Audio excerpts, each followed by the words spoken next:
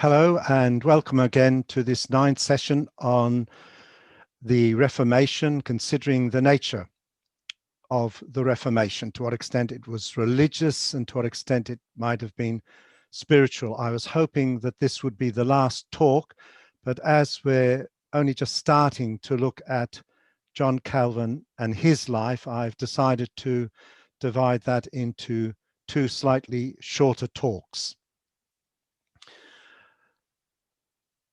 There is a Calvinist preacher today who is not appreciated by all Calvinists. His name is Paul Washer.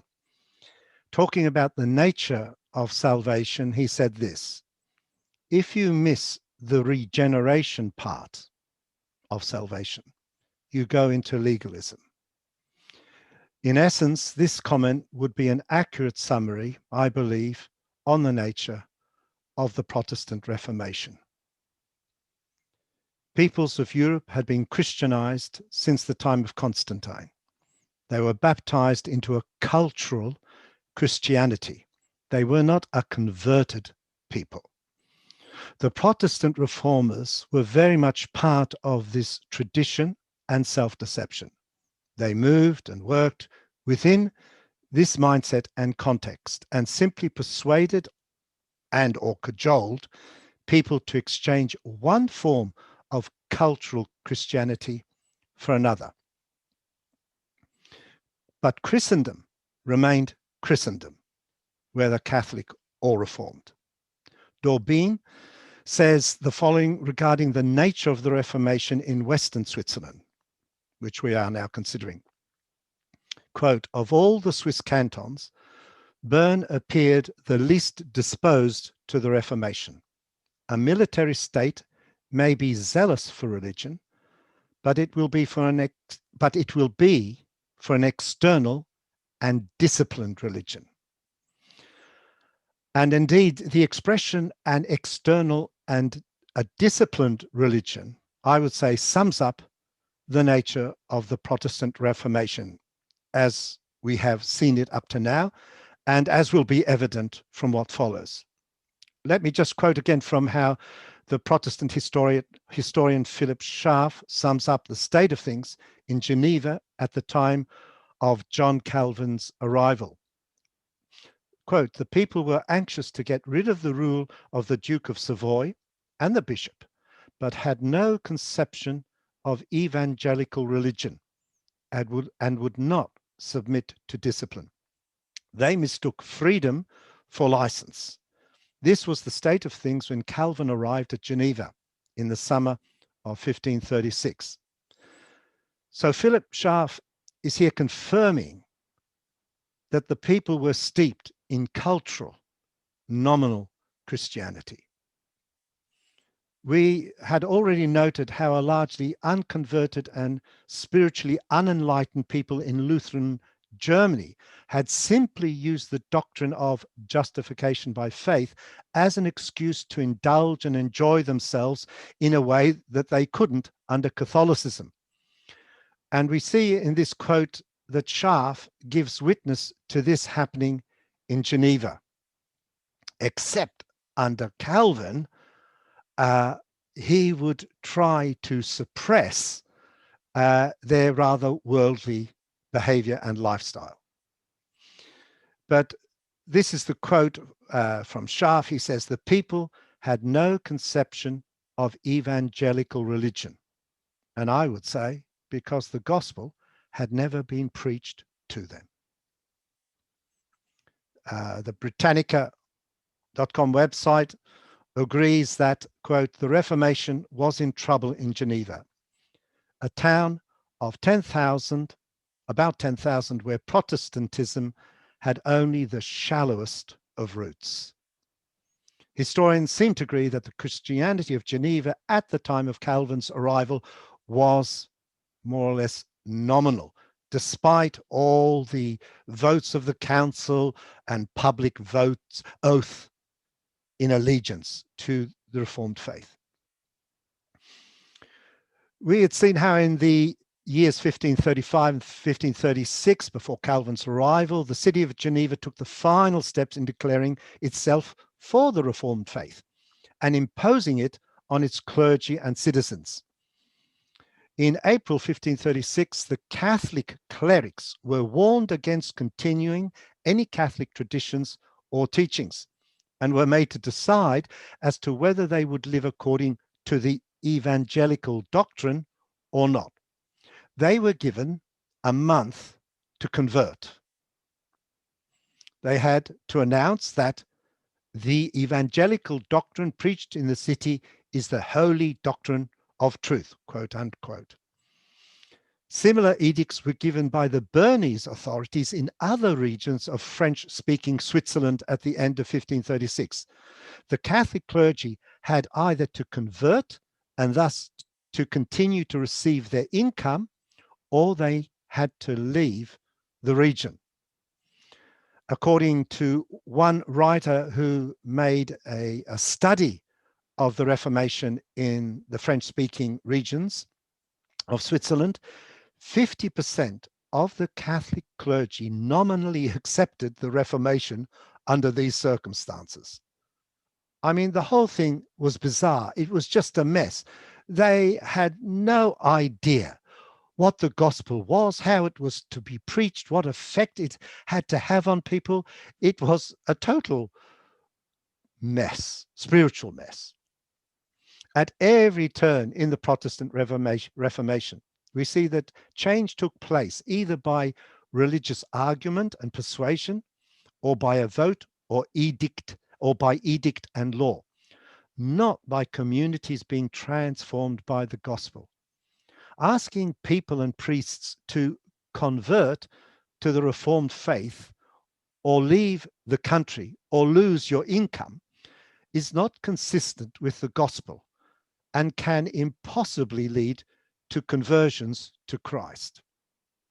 That the reformers didn't perceive the folly of having nominal conversions through such processes is a reflection of where they were at themselves spiritually. And consequently, one thorn continually in Calvin's side for quite a few years in Geneva were the ministers he had to work with. In March 1542, going on a bit, after having served in Geneva for a few years, Calvin complains that he has only one colleague named Viret, who is of great benefit to him. Concerning the other ministers, Calvin writes the following to a fellow reformer in Bâle. Quote, "Our other colleagues are rather a hindrance than a help to us. They are rude and self-conceited, have no zeal and less learning. But what is worst of all, I cannot trust them, even although I very much wish I could. For by many evidences they show their estrangement from us, and give scarcely any indication of a sincere and trustworthy disposition." Unquote. This was the quality of the ministers and preachers that Calvin had to work with to reform Geneva. But what do you expect from nominal, unconverted ministers? This is the fruit of simply imposing a religion on people, as it had been in the days of Constantine and subsequent rulers and emperors, so it was under the reformers. We saw that earlier in May 1536 that a general assembly of the citizens in Geneva voted and pledged themselves by an oath to live according to the precepts of the gospel. But as is transpiring, all this was outward dead religion. The modern historian Bernard Cotret, in his biography on Calvin, states that on March the 10th, 1536, just before Calvin's arrival, the city authorities of Geneva agreed with Farel. If you remember Farel, William Farel from the last talk, what was decreed in Geneva should be extended to all its parishes. The council decreed, quote, "It was decided and resolved that the subjects should be exhorted and that everywhere proclamations should be made similar to those in the city concerning obedience and abstinence from fornication and blasphemy." What is noteworthy here is that the decree highlights personal behavior, abstinence from fornication and blasphemy, rather than the message of the gospel. The biographer Cottrett continues by making this point: the proclamation of the word and the struggle against dissolute morals, these two objectives would be constants in the time of Calvin. He was saying his struggle against immoral behavior in the community would be a constant struggle for Calvin, and it's absolutely true. You can read any biography, and it's not very edifying, I think, and it shows this comment of Cottrett's. He sums it up nicely. This was absolutely true for Calvin in Geneva. Calvin would preach in Geneva, but his preaching would address the worldly and immoral conduct of the citizens, controlling bad and immoral behavior, suppressing it, banning it, legislating against it, and punishing it became the never-ending fight for Calvin. It seems Calvin and Farel could not really tell the difference between the two, between worldly nominal Christians and a converted gathering of committed believers. But this has been the story of the whole Protestant Reformation. And we shall shortly see this endeavor to impose religion on people and legislate morality for the citizens got Farel, both Farel and Calvin, thrown out of Geneva within 2 years of arriving. What was true in Geneva regarding the conduct of its citizens simply reflected what was true in other parts of French-speaking Switzerland, over which Bern had control.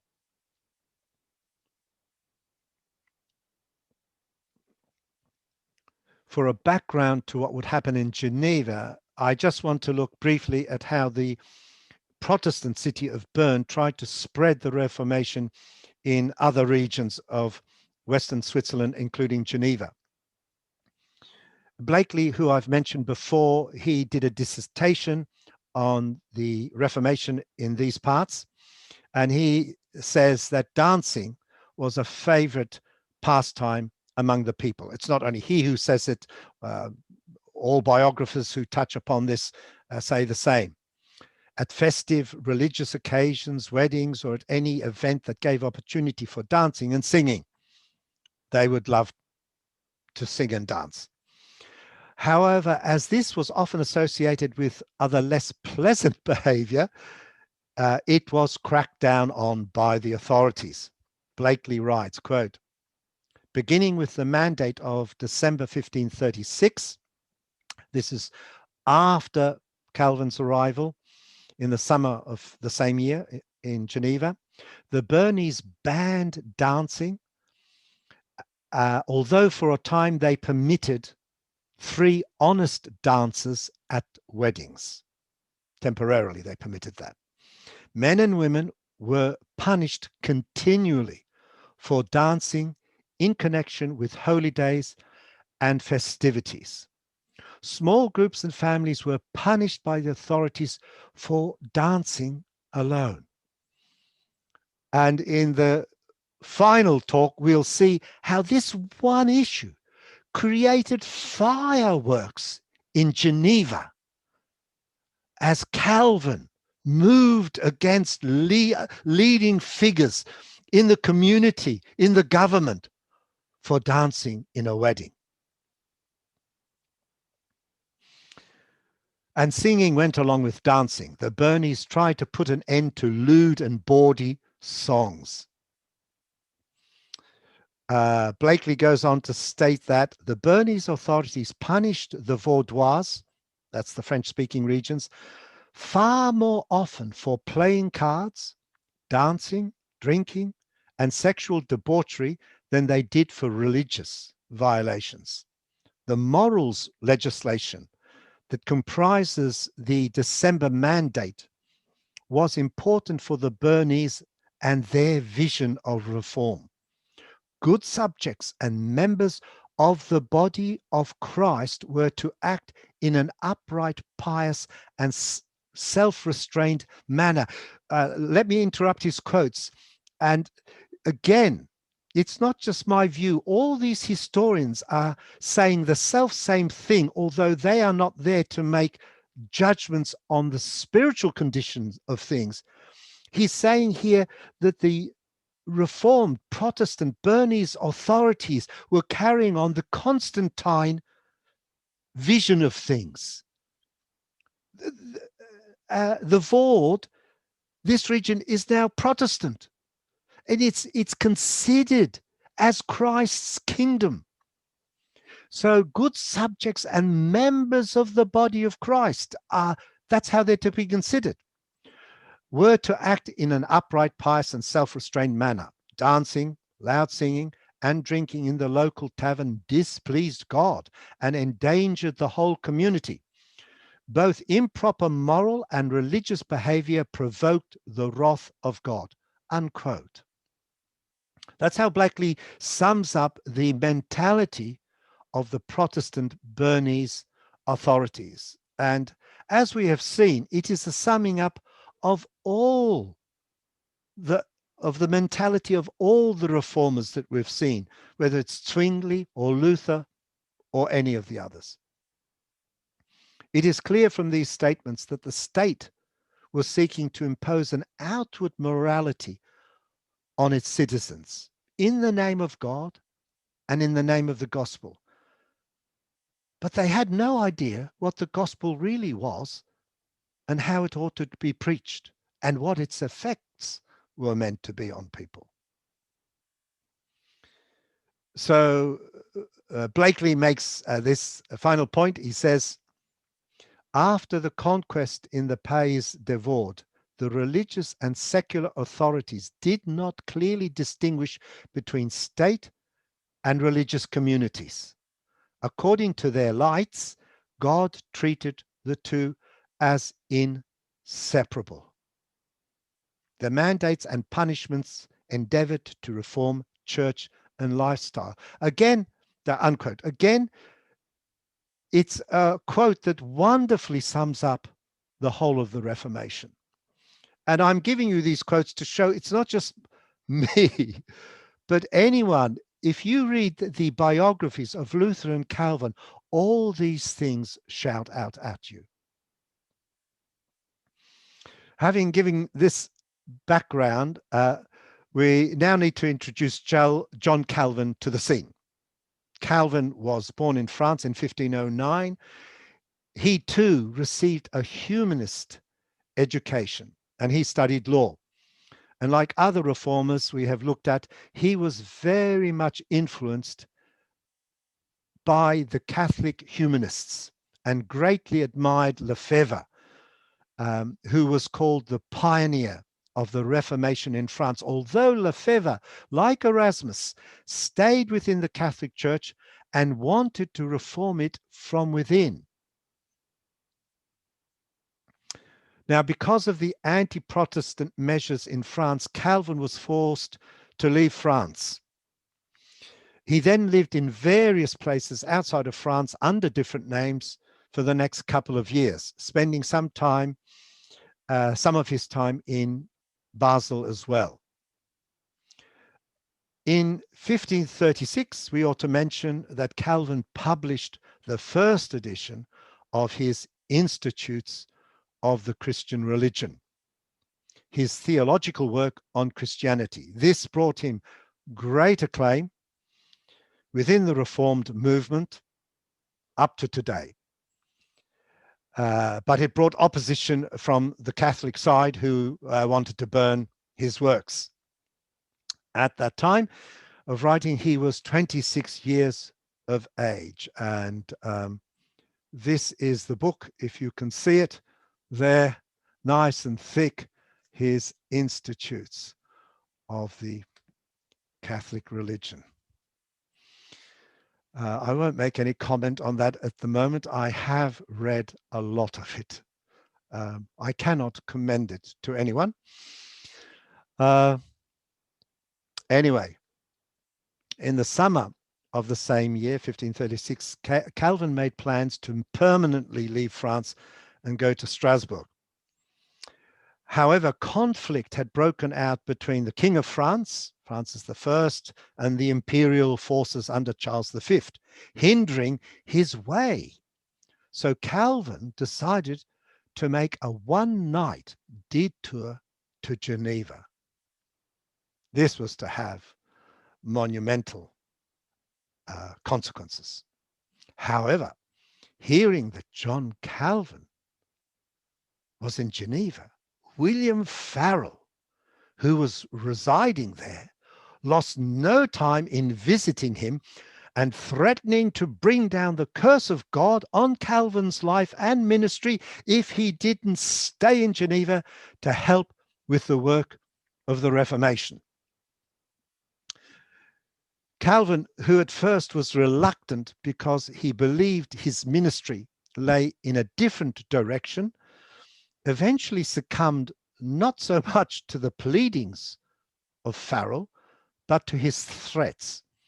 Calvin later wrote of this encounter the following, quote, "And after having learned that my heart was set on devoting myself to private studies, and finding that he gained nothing by entreaties, he proceeded to utter a threat that God would curse my retirement and the tranquility of the studies which I had sought, if I should withdraw and refuse to give assistance. I was so struck with fear by the threat that I desisted from my journey which I had undertaken." He was stopped in his tracks. The 26-year-old Calvin, that's how old he was, 26, was thus persuaded, if not browbeaten, into throwing in his lot with Farel, who was about 20 years his senior, for the furtherance of the Reformation in Geneva. This was the summer of 1536. You may remember that in May, Geneva had gone over to the Reformation finally and fully, after, again in that same year, the Bernese troops having vanquished and, as it were, liberated the French-speaking regions of Western Switzerland. Now, Calvin begins modestly in Geneva by doing some Bible teaching. But this is eventually, but he is eventually elected as a pastor, though he was never ordained officially as a pastor in his life. We have already noted that the roots of the Reformation in Geneva were shallow. Political expediency played as great a role, if not greater, than religious convictions in turning Geneva to the Reformation, with actual spiritual conversions hardly, if at all, to be witnessed anywhere. And there were still many of the Catholic persuasion there. Even in May 1536, when Geneva had gone over to the Reformed faith, its citizens were nevertheless characterized as, quote, "people cold in the faith of God." So how did Farel and Calvin go about remedying this situation and bringing on board a whole load of reluctant people to the Reformed faith, who enjoyed their singing and dancing and drinking and gambling and visiting of brothels. Basically, they literally tried to force everyone to sign up to the Reformed faith by a compulsory oath which each individual had to take, and by legislating against worldly and immoral behavior. Philip Schaff, the Protestant historian, writes about the condition of Reformed Geneva at the time of Calvin's arrival with these words: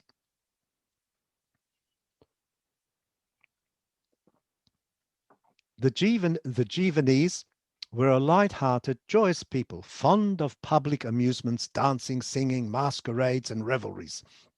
Reckless gambling, drunkenness, adultery, blasphemy, and all sorts of vice abounded. Prostitution was sanctioned by the authority of the state. The people were ignorant. The priests had taken no pains to instruct them and had set them a bad example. To remedy these evils, a confession of faith and a discipline and a catechism were prepared by Farel and Calvin, unquote. So when it was stated that the Genevans had accepted by public declaration to follow the precepts of the gospel in the previous May, a few months previously, we must take this with a huge pinch of salt, a sort of mountainous pinch of salt. Farel and Calvin then drew up a confession of faith and certain articles and rules of discipline: gambling, swearing, slandering, dancing, the singing of idle songs in the streets, Sabbath breaking, and absence from church without good reasons were forbidden. Those who had religious images at home had to destroy them completely, as they were regarded as idols. No shops must be open during the sermon, and the people must be home by 9 o'clock in the evening. The council passed these laws in November of the same year, 1536, but not to the delight of its citizens.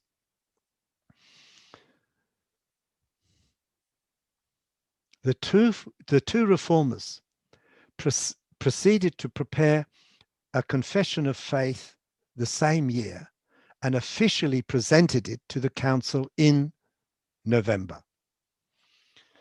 Thus, within 4 months of Calvin having arrived in Geneva, he had presented this legislation to the council. According to Bruce Gordon, another modern historian, this confession was largely the work of Calvin and drawn from his Institutes of the Christian Religion. Its formal title was Confession of Faith, which all citizens and inhabitants of Geneva and subjects in its territories must swear to keep and to hold. The members of the council were to be the first to subscribe, and then the citizens, quote, in order to recognize that those in harmony, in order to recognize those in harmony with the gospel and those loving rather to be of the kingdom of the Pope, unquote. Those who refused to take the oath were to be excommunicated and banished. This was the idea in Calvin and Farel's minds. The confession also formed the basis for the catechism or instruction of the Christian religion of the church in Geneva, by which the laity were to be taught the essentials of the faith. Calvin also wanted fornicators, avaricious people, idolaters, slanderers, and drunkards to be excommunicated without fail. One wonders why it did not occur to him that these people might benefit from having the gospel preached to them in the marketplaces.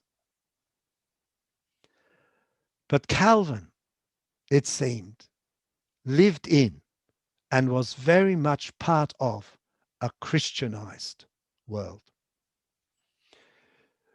In the following January 1537, the Geneva authorities approved, in principle, the Confession of Faith. In the following month, February, civic elections were held in Geneva, and some supporters of the reformers were elected to important positions. Nevertheless, there was growing opposition and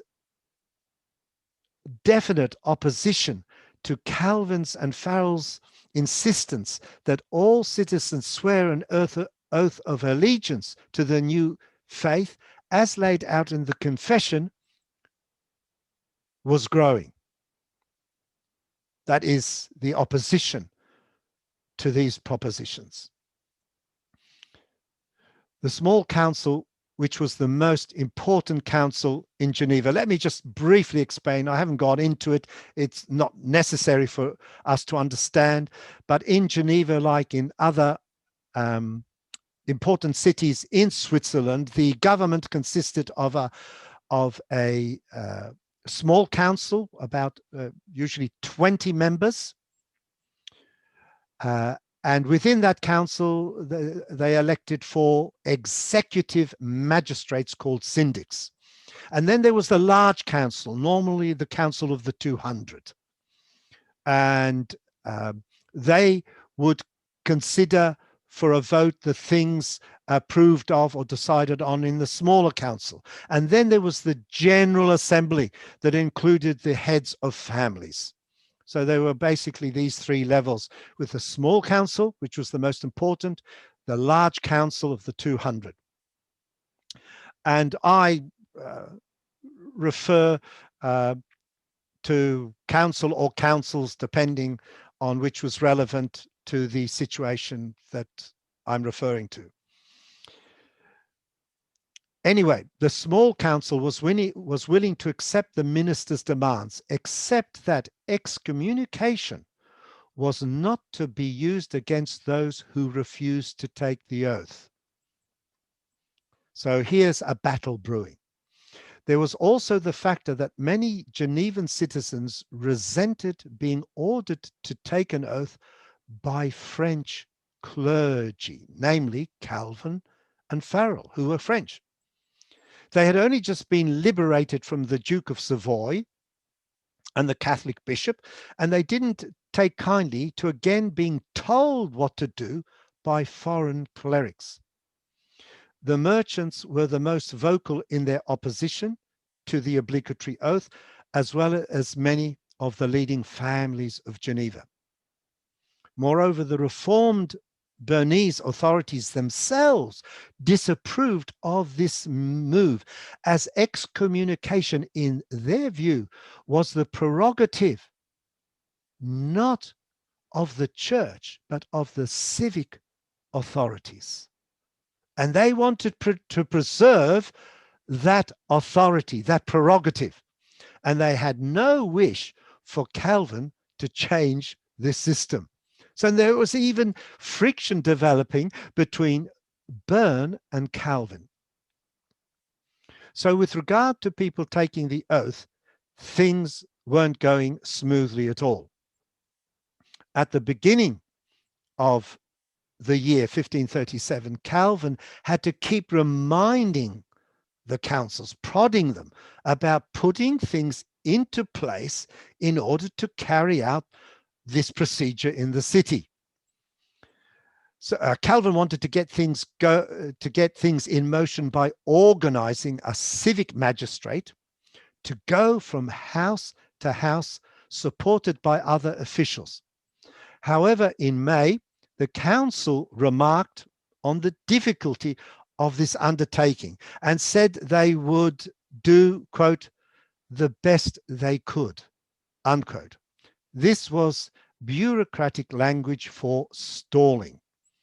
In other words, the council was starting to put the brakes on Calvin's bandwagon for oath-taking in the city, and a rift was beginning to emerge between the councils in Geneva and Calvin and Farel.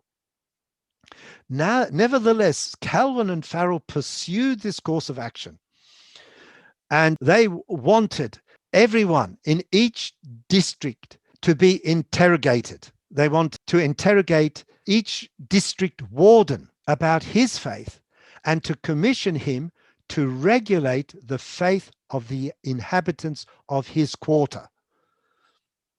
The idea was that in due time, each quarter was to assemble at the cathedral of St. Pierre to solemnly embrace the confession of faith and to take the oath.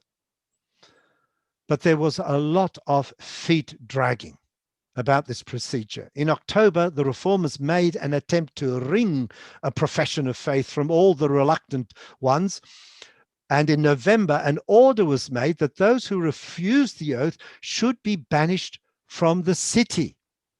These were things that Calvin and Farel were wanting the council to put in place, but they never really got off the ground. In the event, these attempts by the reformers were inconclusive and essentially failed. Some people came to take the oath, others did not, and from one locality, not a single person came to swear the oath of allegiance. A whole year had now passed since the confession of faith had been submitted for oath-taking, but as yet there was no fruit, nor any banishments, nor any excommunications. However, this process now hit the buffers completely, as it was touching on a sensitive and fundamental issue that we have already mentioned. Calvin was overseeing the adoption of the Confession of Faith, and he expected and insisted that as the minister, he should have full control over excommunication of those who refused to sign. The council authorities balked at what they saw as a usurping of their own privilege and power in the matter of excommunication. To give Calvin the exclusive right to excommunicate important and respectable Genevan citizens was going a step too far, particularly as he was a foreigner, a Frenchman. There was no way that the council could enforce such a scenario on their citizens. Cotret, in his biography on Calvin, explains, quote, "In the 16th century, far from being simple spiritual acts, the Lord's Supper and its complement, excommunication, were powerful levers for directing public morality. In a face-to-face civilization where everyone was under another's eye, not to have access to the holy table was equivalent to ostracism." Unquote.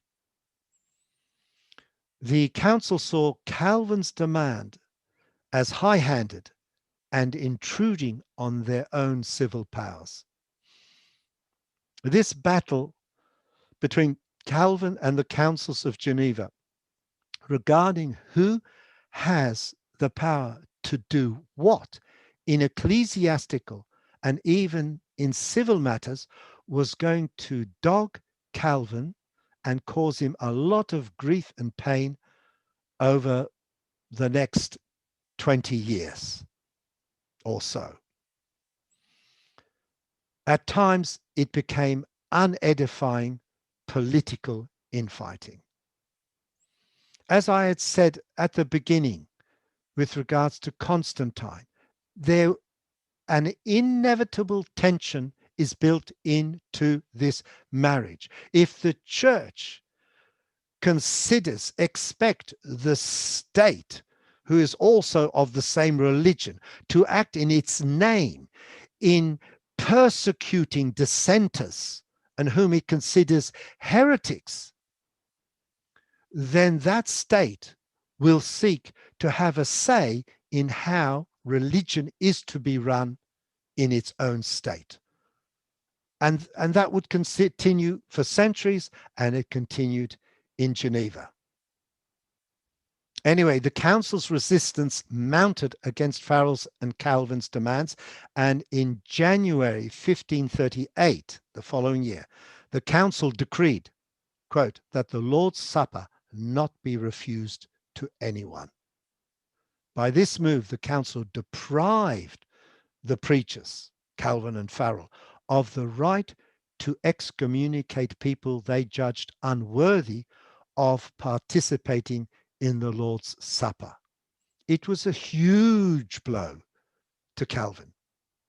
Calvin lamented this in a letter to his co-reformer Bullinger in Zurich, saying that he feared that the holy practice of excommunication would fall into oblivion. At this time, things got immeasurably more serious for Farel and Calvin, but we need to backtrack a bit, because this matter was enmeshed with other ecclesiastical and civil matters. And the other problematic issue had to do with the Bernese liturgical rites.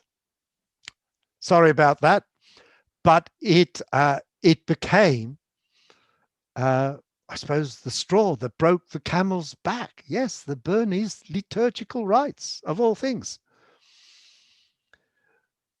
As well as presenting the Confession of Faith, a couple of months later, in January 1537, Farel and Calvin had also put before the council their articles on the organization of church and its worship in Geneva. Among other things, Calvin wanted the Lord's Supper to be celebrated at least every Sunday, but in view of the people's Catholic background, he deemed that it should be celebrated monthly, quote, in view of the great consolation the faithful receive from it, unquote. So Calvin wanted monthly celebration of the Lord's Supper for the whole city. However, he insisted that the Lord's Supper must be protected from pollution by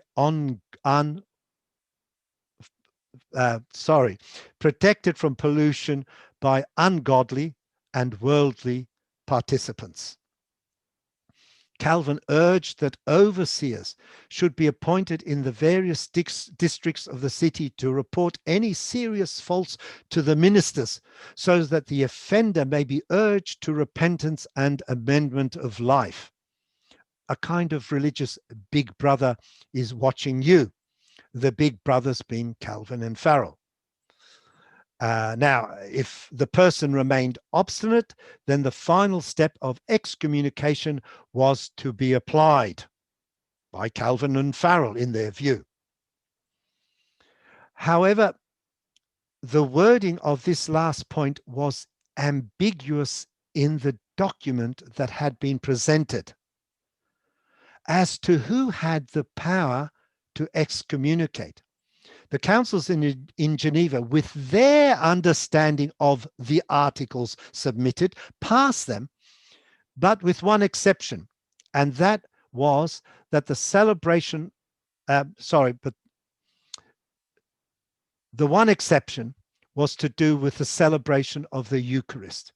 It would be celebrated once a quarter, according to the practice in Bern, and not once a month as Calvin had wanted. The significant point here is that the council again had overridden Calvin in what were important matters at that time. As just mentioned, it was the Bernese liturgical rites that were to be Calvin's undoing.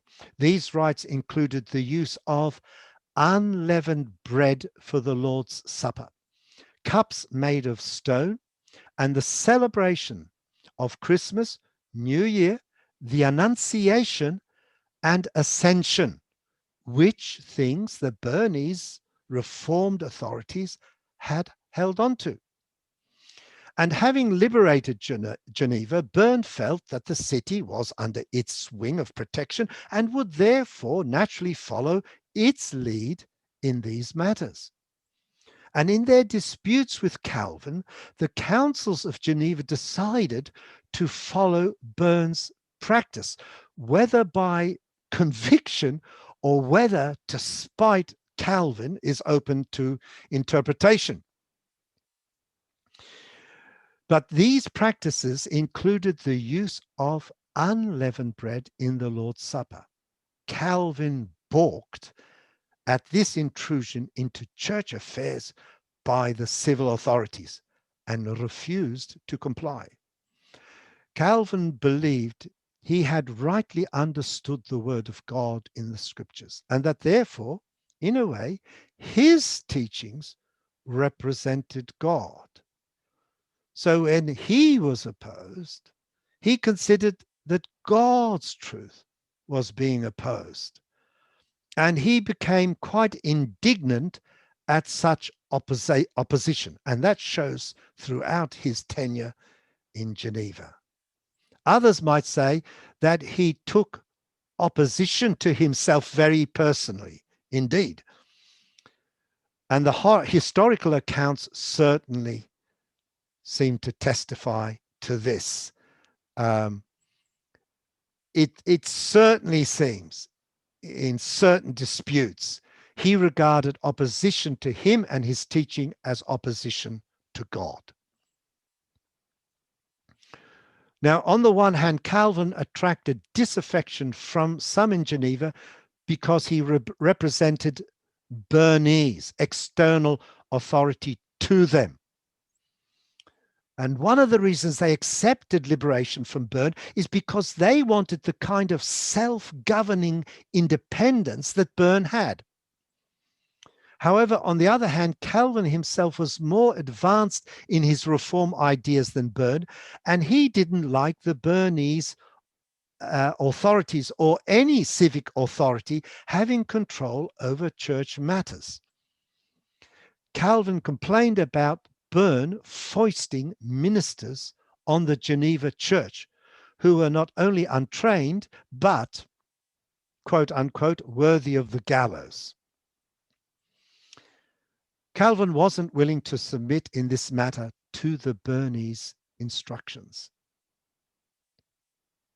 But things were working against him. In February 1538, there were new elections to important posts within the council, the small council. And all these were taken by men hostile to Calvin. And just to forewarn you, who got voted onto the council was decisive for what was happening to the Reformation in Geneva over the next almost 20 years. What happened, what Calvin could and couldn't do, to a large extent, or at least to some extent, was dependent who got voted into the council. Were they supporters of Calvin or were they not supporters of Calvin? It wasn't through any spiritual renewal. It was far more to do with refugees in later years, French refugees of the Reformed persuasion coming as refugees into Geneva. That's what tipped the balance. Not a revival or a work of God. But in these complicated issues, it needs to be noted that to be anti-Calvin didn't mean that you were anti-Reformation in Geneva. You were just anti-Calvin and the things Calvin stood for, which were more extreme than they had previously experienced. But now Calvin, he seems to like to shoot himself in the foot, both him and Calvin and Farel. They start to preach against the council publicly from the pulpit. And he ends up being censured and reprimanded by the council because he had called them a council of the devil. Please note, what opposes Calvin and his teaching, repeatedly he refers to as the devil's work. As I said, the whole situation gets unedifying. One of his co-reformers, who was blind, again a Frenchman called Corold, called the Genevan state a kingdom of frogs, and he called the magistrates drunkards. The council rewarded him with imprisonment. The situation was getting venomous and embittered. I was amazed, you know. I bought my first biography on Calvin, expecting to read something like I had had under John Wesley or Charles Finney, and all this unedifying politics. I mean, it just took me aback. I didn't anticipate it. I had no idea what the Reformation was about. Anyway, the battle lines were now being drawn. Good Friday was now approaching, at which the Lord's Supper was to be celebrated using, of course, unleavened bread, according to the stipulation of both Geneva and Bern. However, Calvin and Farel refused to follow the practice, which they felt was being imposed on them, and gave the authorities to understand that they would withhold the Lord's Supper from the whole city on that day, rather than use unleavened bread according to the Bernese practice. Now, I think it can be said for Calvin, the issue wasn't so much the unleavened bread. It was the whole principle of civic authorities telling the ecclesiastical authorities what to do. But maybe Calvin should have learned more from church history, which he did know about in the times of Constantine and thereafter. The council retorted by telling them, that's Farel and Calvin, that either they comply or they are forbidden from preaching in the city. But Calvin and Farel again brazenly ignore this injunction against them.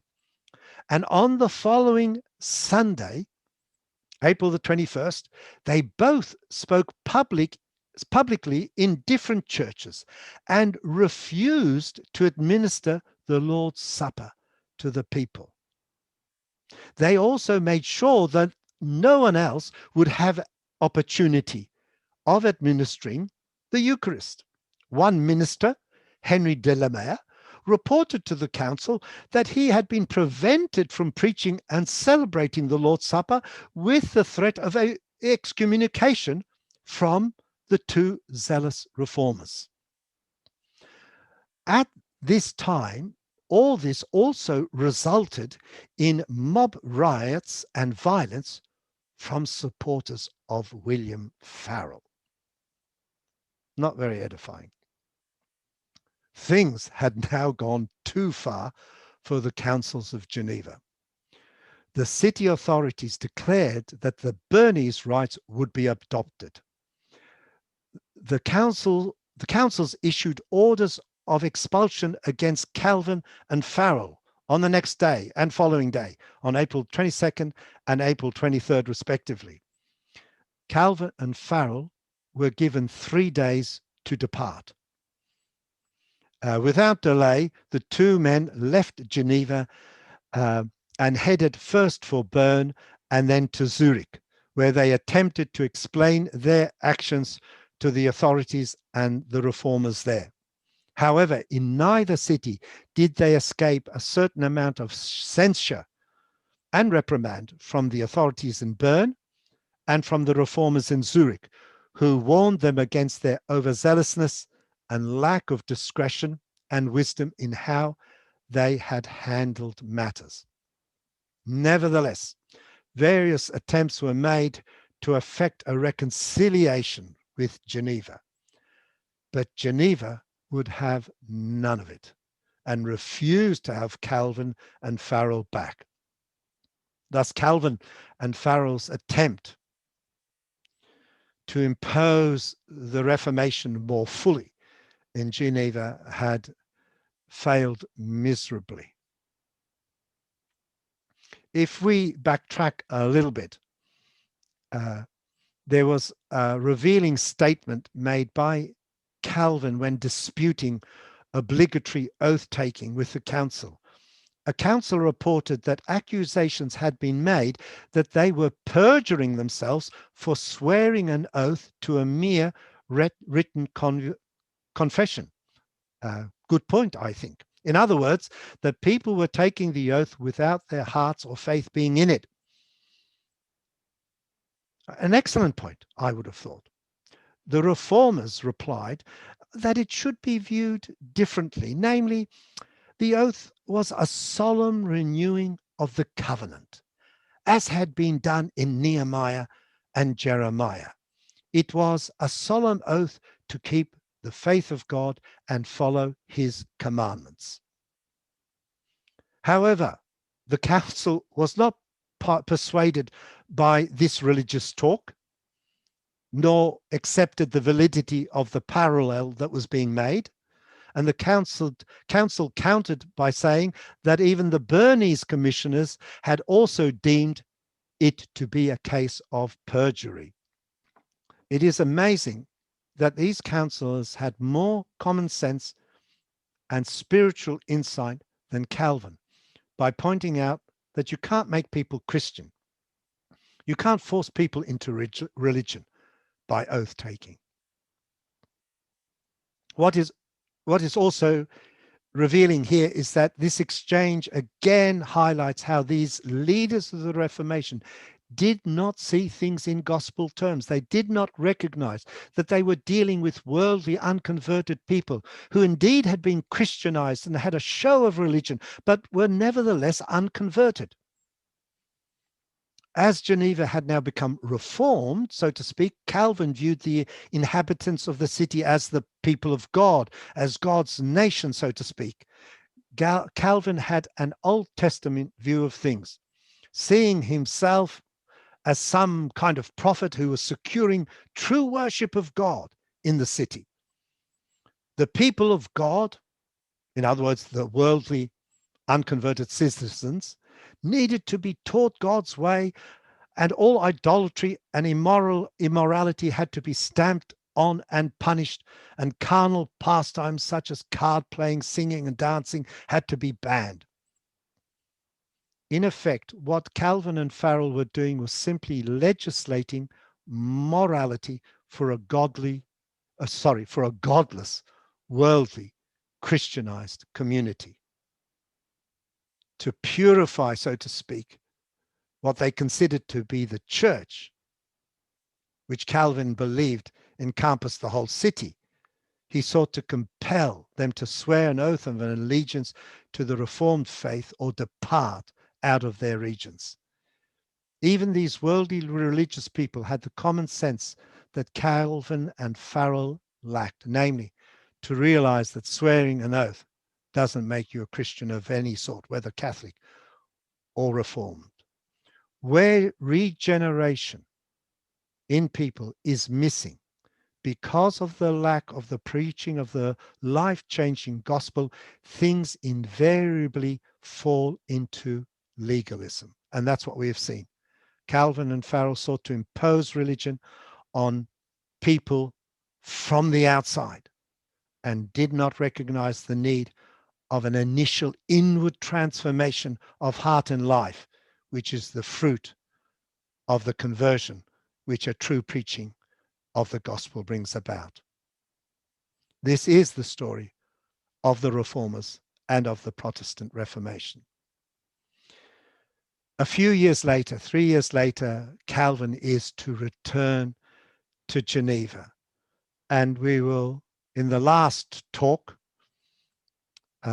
look at how things transpired at that time and how things ended up. Thank you very much for listening.